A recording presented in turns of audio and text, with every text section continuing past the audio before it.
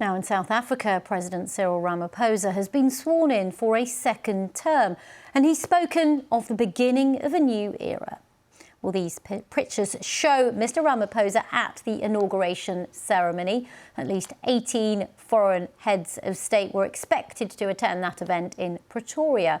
Now, it does, of course, follow the recent elections in which the governing African National Congress, the ANC, the party of Nelson Mandela, lost its majority for the first time in decades and has entered into a coalition with a traditional rival to secure a two-thirds majority.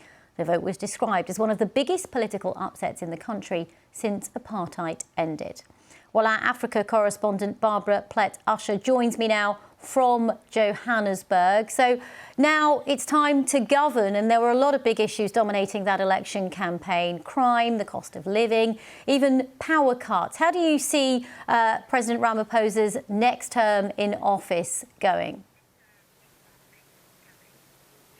Well, those were the things that he focused on in his inaugural speech. He acknowledged that voters were angry with the ANC's performance. He said, "I stand here humbly, and I have heard you speak." He said that the new National Unity Government, which of course includes an alliance with the ANC's traditional rival, the Democratic Alliance, he said, "We are committed to reversing inequalities, to making the economy grow, to making people who are stealing from the country be held accountable," a reference there to widespread allegations of corruption.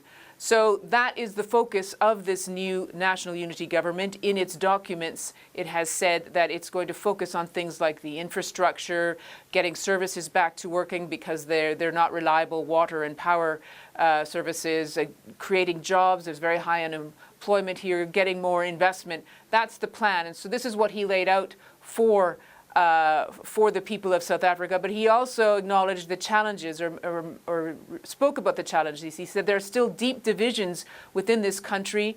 We made some progress, but there's like toxic cleavages, he said, divisions between where people live and between the have and have-nots, which have essentially not really completely changed since apartheid. And that it's really something that we have to stand together. Do we decide to move forward in unity at this point?